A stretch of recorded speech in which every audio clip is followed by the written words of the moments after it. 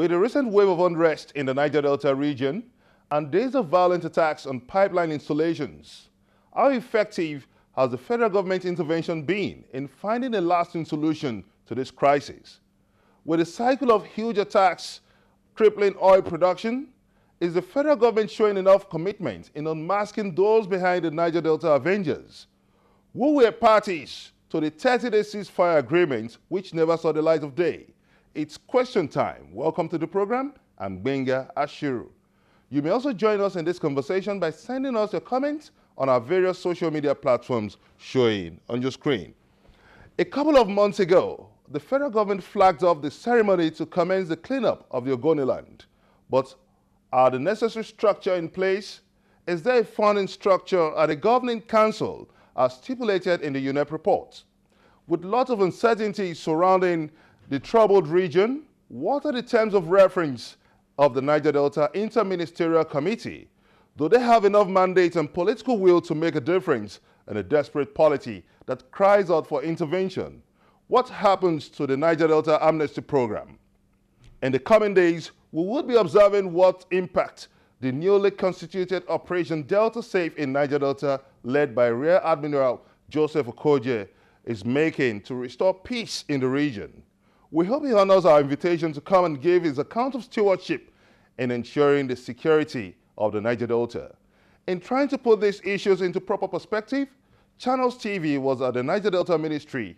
We had a chat with the Minister of the Niger-Delta, Usan Uguru. Join us in this exclusive interview. Honorable Minister of Niger-Delta, Mr. Usan Uguru, thank you for joining us on this episode of Question Time. Now, let's quickly take our point of departure by looking at the new wave of militancy in the Niger-Delta, the emergence of the Niger-Delta Avengers, and the large-scale destruction of oil pipelines installations in the Niger-Delta region. Would you say the federal government's response has been sufficient enough in addressing this crisis? The sufficiency of the government's response can only be determined at the end of the program of the federal government to check it. And this program is not a one strategic approach. It is the program that involves different strategies or approaches. While the government is dialoguing, keeping watch also to make sure that it doesn't extend, and being proactive to check what is unexpected in the future. So if the unexpected happens, so there can be a proper response equally. So for now, we can't have a conclusive opinion of the response, but the fact that the government is taking all these alternatives to impress people of the region that the government is not at war with the people, but is requesting for opportunity to develop the region, shows that whatever approach that is taken is for the good of the region and the economy of the nation. One would say the Niger-Delta region is not strange to such crises, and the historical background to this provides an instructive direction for the federal government to follow. Would you still insist that the federal government is showing enough commitment in getting to the root of all this? Well, understandably, the only thing we know as a government concerning the motive is that the region is not developed. And that is why you can see that this government, ab initio, one of the primary things the government has done is to demonstrate willingness for the development of the region by initiating the Ogoni cleanup, whose report, you know, has been existent for 5 years. And then the issue of, the government being proactive in addressing the issue or the insurgency is not what can be obviously in detail expressed to the public because it has several security implications. But one thing you must know, apart from the operational perspective which the security agencies are handling, the Ministry of Niger-Delta is carrying out its consultation. The amnesty program is addressing its purposeful populace, which is the militants and ex-agitators. The Niger-Delta Development Commission is also carrying out relief, to citizens or indigenes of the region where this insurgency has affected. In all this, there's a collaboration, apart from the fact that the ministry has a strategic technical team that works as a bridge between the operational base and the ministry's policy framework. So the government is taking proactive steps, but it is not what we need to, come out and be talking. We only look toward the success. It's surprising that this attack is coming at a point when the federal government has just initiated a ceremonial flag-off of the cleanup of the Ogoni land. Is there a missing link somewhere? There isn't a missing link. I can on my own speculate on the side of affirmation that my sensibility to this issue is that people take it more political than developmental. Because there are people who will never want to be realistic about any dream, even if it comes true.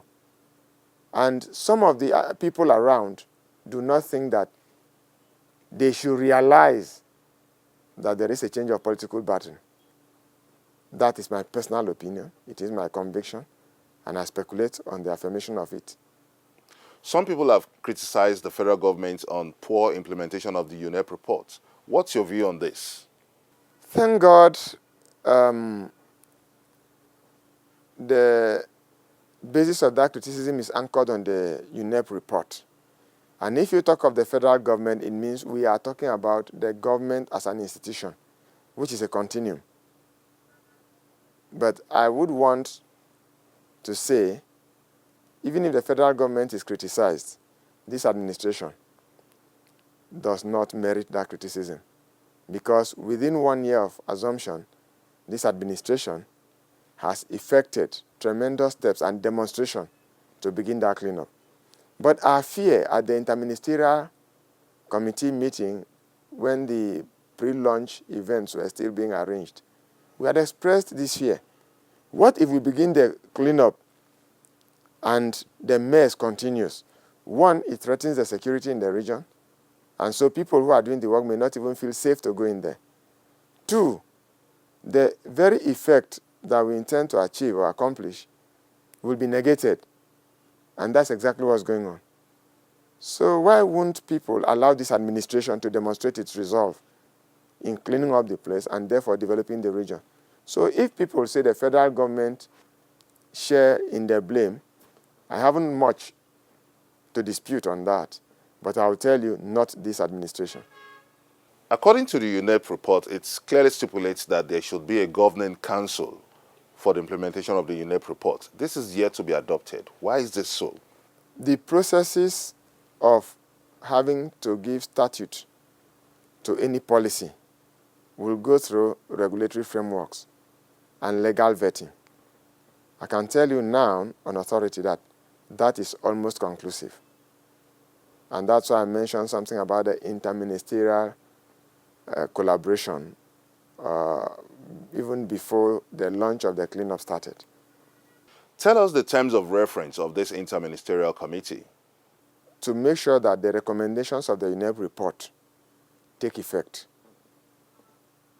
That is the summary of that interministerial committee. Then we have desk officers who are working on the different instruments to anchor whatever recommendation that has been made.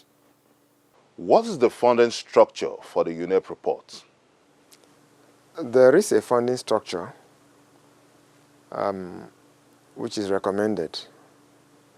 And this is the reason you have the governing council and at other levels, structures defined for the management of the fund to be used for the exercise. So how much has been earmarked for this exercise coming from the federal government? At this moment, it's indeterminate. It will be enormous, but I cannot speak with specifics on that. You may also join in this conversation by sending us your comments on our various social media platforms showing on your screen. Coming up on Question Time, what are the demands of the Niger Delta militants, and are they acceptable to the federal government? Find out from the Niger Delta minister after the break.